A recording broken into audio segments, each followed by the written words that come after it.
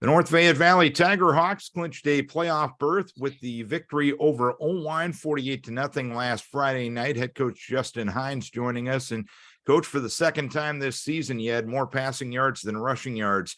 Who are you and what have you done with North Fayette Valley football there, man? Yeah, we were able to hit some big plays on them.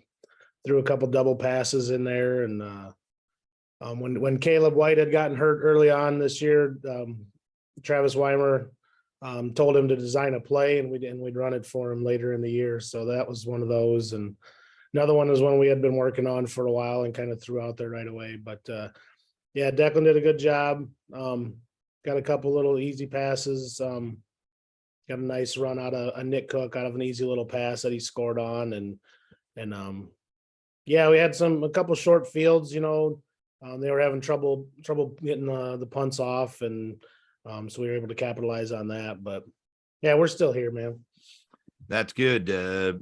Overall, defensively, anytime you pitch a shutout, you force 3 turnovers. You're doing what you need to do on that side of the ball. How has that side of the ball progressed, especially over these past few weeks when things have been rolling pretty good for you? Yeah, that was kind of a deal too, where defensively we had to figure out how to play without Caleb too out there at linebacker, and he made a lot of big plays for us. And not that it was one person, but more of a collective again, like it was for us on offense. And guys started stepping up and been playing some pretty good defense here lately. How confident is your team heading here into the postseason with the results you've had the past few weeks? Yeah, I feel like the kids feel like we're in a good spot. Cresco's a good opponent, got real good running quarterback, and he can keep the play alive passing wise too. And we're gonna have our work cut out for us. But like you said, we've kind of been able to take the next step here the last few weeks and have been playing pretty good football. And I know the first and second teams in the districts were your first 2 opponents. Again, we've touched on this before, but looking back on it after 8 weeks, what was the key to clicking it in the right direction after those first 2 district games?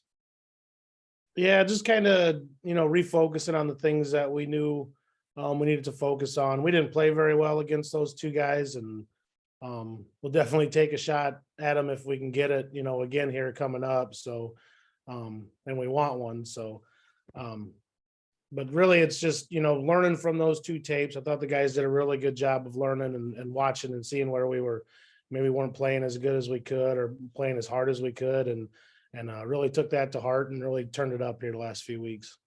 And you touched on Crestwood, your opponent. You head up there for the playoffs. I believe a rematch of a postseason matchup in 2020, if I'm not mistaken. Yep. This cadet team has ended up the number 2 seed out of that district. What impresses you the most about them? Just the way they run the ball. They're real pretty physical up front. They don't have a lot of guys that go both ways, and their O-line is big enough to lean on you, and they got some good backs that'll, if they can get out in the open, they can take it the distance. So we're gonna have to be really sound on defense and then move the chains on offense and do what we need to do there. All right, Coach, ought to be a great ball game Friday night in Cresco. Keep your guys healthy. We wish best of luck. Sure. Thanks, Darren. Justin Heins, head coach of the North Fayette Valley Tiger Hawks.